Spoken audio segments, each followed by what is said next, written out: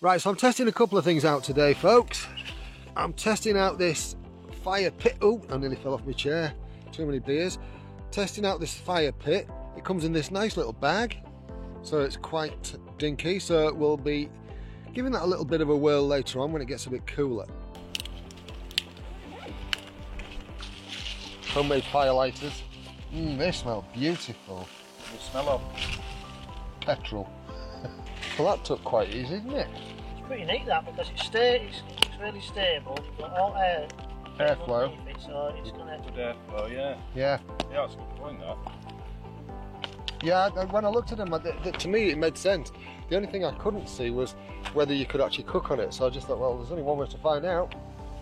Isn't there, people? There's only one way to find out. And that's by doing and Trying it out. Trying it out. Right, time to start cooking some stuff. Pan on. Pan up. Where's that pork, Rob? Come on, you're not there just to look pretty. Don't you just love that sound? Belly pork cooked al fresco. Right, so for tonight's slop, we've literally just put these on here and it's starting to heat up already. It's doing well. And look, that one's changed. It's got something in. Oh heck. Yeah, gotta admit, I'm really quite impressed with this little fire pit. Considering we didn't use it as a fire pit per se, we used it for cooking on. And it worked really well.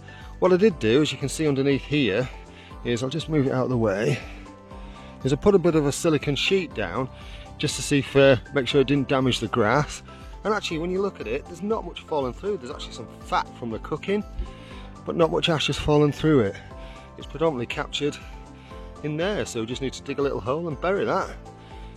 But because it's open, it's actually all burnt away because it's had really good airflow. So yeah, I think this is, considering how cheap this is, I think it's pretty good.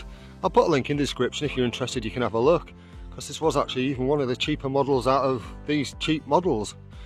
So yeah, winner as far as I'm concerned, that.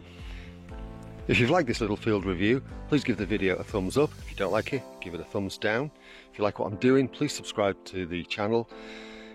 Click that little bell notification too.